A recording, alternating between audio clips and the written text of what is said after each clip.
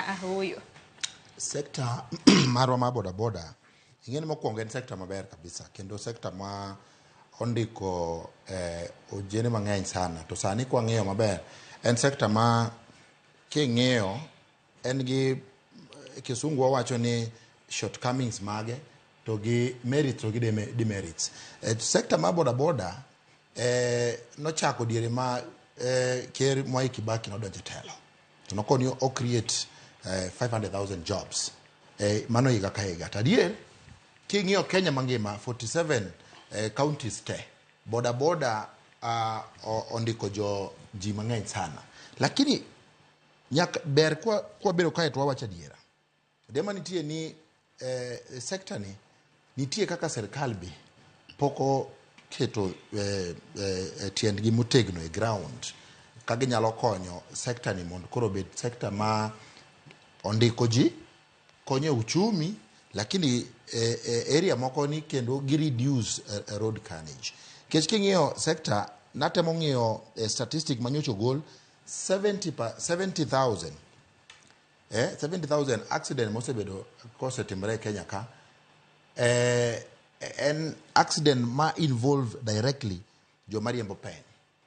To out of that ido ka kendo jo boda boda jo mosetho kende laro mana around 38,000. Tingeni a reason ki luwa from step by step ibo realize ni gimomiyo wa experience the statistic boda boda osebedo one of the sector ma changia the statistic in the negative way. Ngech realize ni ja pikipiki sani bokao pikipiki the next minute ene endara kene highway the highway codes ka poko somo. Ochope roundabout wacho ni red mangizo ni you have to stop. Then ko chope roundabout eno join.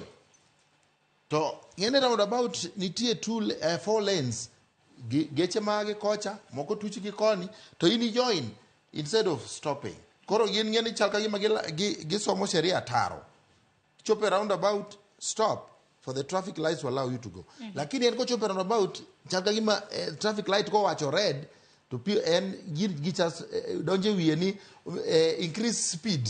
Koro that one is contributing more accident. To idoka most of the joma wase lal endarakati idoka ng'enyge idoka opogore kata okana boda boda kende.